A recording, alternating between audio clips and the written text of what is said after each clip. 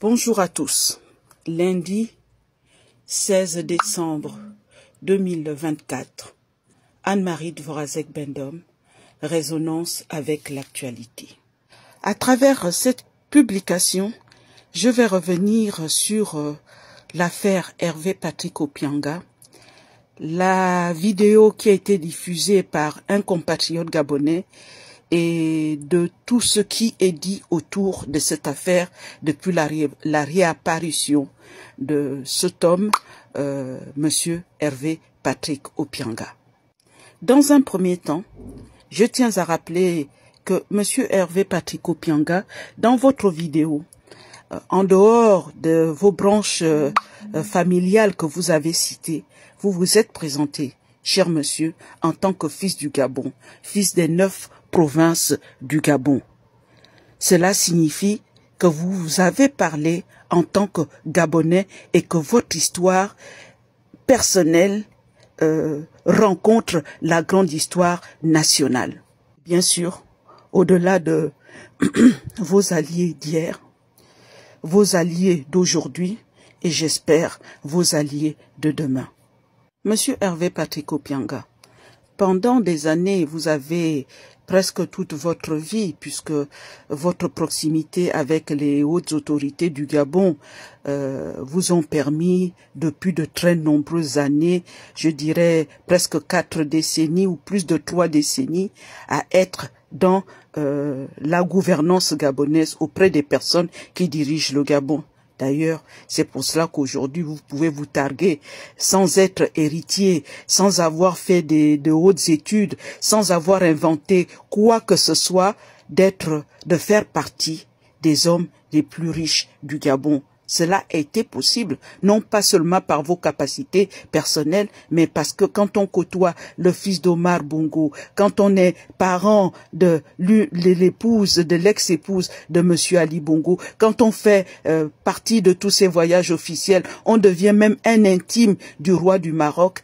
C'est tout à fait normal dans notre façon de faire fonctionner le pays, de devenir riche. Parce que on ne participe pas aux appels d'offres, on nous donne des marchés où on se sert de notre nom pour créer des entreprises. Grâce à tous ces faits, Monsieur Hervé Patrick Opianga, je le reconnais, vous faites partie des hommes les plus riches du Gabon. Cette précision est très importante. Cependant, en choisissant le canal de notre compatriote, en choisissant le canal de notre compatriote et frère, Monsieur Jonas Moulenda, qui depuis vos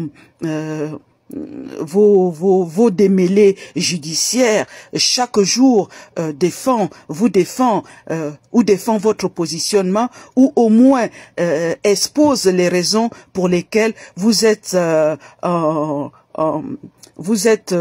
en difficulté aujourd'hui.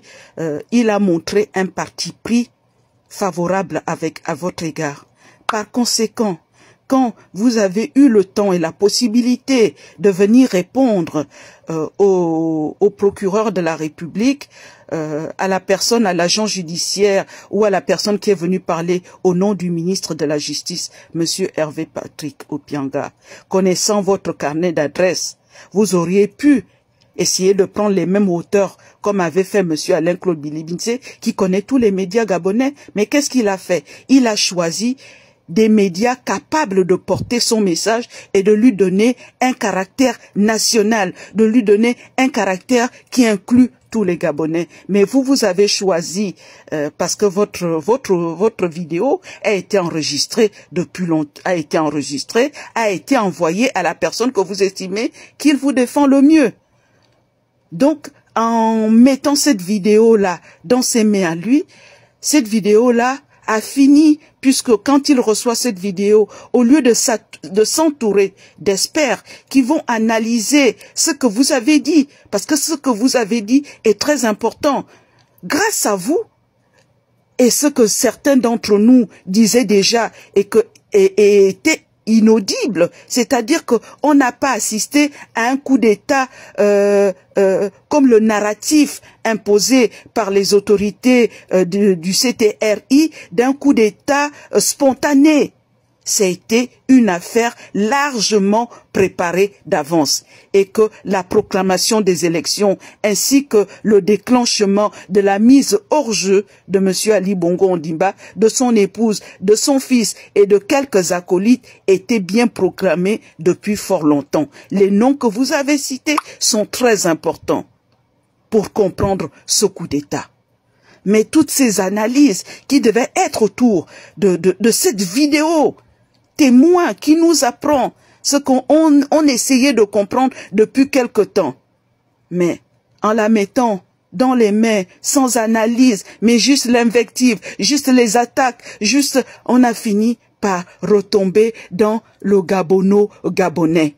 Et le gabono-gabonais qui devient le Congo-ça, les insultes, les attaques, les ceci, les cela. Alors que cette vidéo témoignage que vous avez fait dans un état de seulement, dans un état de se dire œil pour œil, dent pour dent. Si moi aujourd'hui je finis par perdre totalement, vous perdrez également. Il aurait fallu mettre cette vidéo dans les mains de ceux qui auraient pu, avaient la capacité de réécrire cette histoire du coup d'État du 30.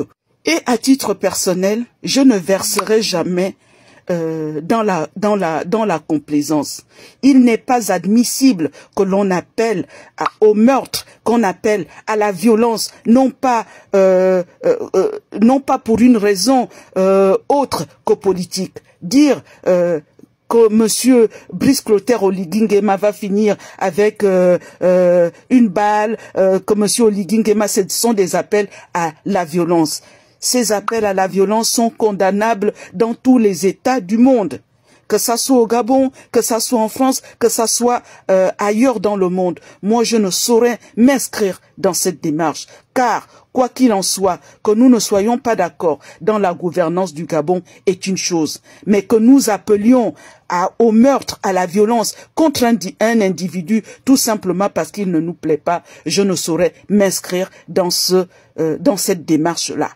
Oui, monsieur Hervé Patrick Opianga, avec votre histoire, on comprend que la justice post-Ali Bongo Ondimba n'est pas différente de la justice sous Ali Bongo Ondimba, sous Omar Bongo Ondimba. Parce que depuis l'avènement de la transition au Gabon, du coup d'État du 30 août, nous avons eu depuis des violences. Je parlerai par exemple de la violence qui a eu lieu avec la mort du jeune Karl Stessy à Koué, à Libreville, tout simplement pour avoir violé le coup de feu. Je parlerai de la mort de Lionel Roqueva à Port-Gentil pour avoir violé le coup de feu. Je ne parle même plus des violences, des tabassages, des rasages de tête qui se passe à Libreville avec les forces de défense et de sécurité sous Monsieur Brice Clotaire Oligui Nguema, et tout cela passe comme une lettre à la poste. Alors que ces violences indiquent tout simplement que la justice gabonaise est demeurée à ce qu'elle était avant. Je veux aussi rajouter que on vous poursuit. Quand on voit que la dame et le monsieur qui sont allés donner plus de 70 milliards de francs CFA à une société à qui le Gabon ne devait rien, et que ces personnes, il n'y a jamais eu monsieur Paul-Marie Ngonjou n'a jamais mis une commission ou se saisir de ce dossier pour dire c'est l'argent des Gabonais, on a besoin de cet argent pour construire le Gabon, comment cet argent vous pouvez aller le donner, on veut savoir, expliquer cela au peuple gabonais. Parce qu'on a une justice aux ordres. Qu'on le veuille ou pas, la justice est aux ordres au Gabon, comme c'était sous Omar Bongo, sous Ali Bongo, et aujourd'hui sous Brice Clotaire Oligui. Oui, monsieur Hervé Patrick Opianga, votre affaire est une affaire emblématique de ce qui se passe actuellement au Gabon, c'est-à-dire de la transition. Si avec vous, on agit ainsi, comment est-ce que ce régime militaire agira-t-il avec des gens qui ne sont rien, qui ne sont ni proches d'Ali Bongo Ondimba, ni proches du pouvoir, ni proches de quoi que ce soit? Comment ce régime agira-t-il envers les plus humbles, les plus modestes? C'est pour cela que votre dossier intéresse tout le monde. Mais malheureusement, certes, vous avez cité les noms, mais vous êtes resté dans l'entre-soi où certains diraient même que votre vidéo n'a servi qu'à rappeler à Monsieur Brice Clotaire Oligui-Nguema que le coup d'État, vous l'avez tous préparé ensemble avec les noms que vous avez cités et qu'il ne peut pas se débarrasser de vous comme ça, qu'il vous réhabilite et que tout rentre dans l'ordre. C'est ce qu'on a compris. Quant à mon confrère, à notre compatriote à qui vous faites confiance, puisqu'il vous défend becs et ongles, qui a diffusé votre vidéo, il n'a pas pris le temps, et ça je le déplore, de vraiment associer à l'international, puisqu'il se trouve en France, à d'autres médias, pour que cette vidéo-là puisse servir à réécrire l'histoire du coup d'État du 30. Oui, comme je le disais, que cette vidéo puisse servir à réécrire, au moins revoir à nouveau le narratif du coup d'État du 30 août 2023, dit un coup d'État libérateur. Mais les libérateurs, c'était qui? Et comment les libérateurs en sont arrivés sans verser une goutte de sang à libérer le pays? Voilà pourquoi votre vidéo est une vidéo qui rentre dans l'histoire du Gabon et qu'il fallait peut-être vous prendre autrement pour que nous puissions les uns les autres, oui, pour que nous puissions commencer à comprendre les uns les autres, les tenants, les aboutissants, au moins les grandes lignes de cette opération du 30 août 2023. Je suis Anne-Marie de Vorazek Bendom. Je vous remercie.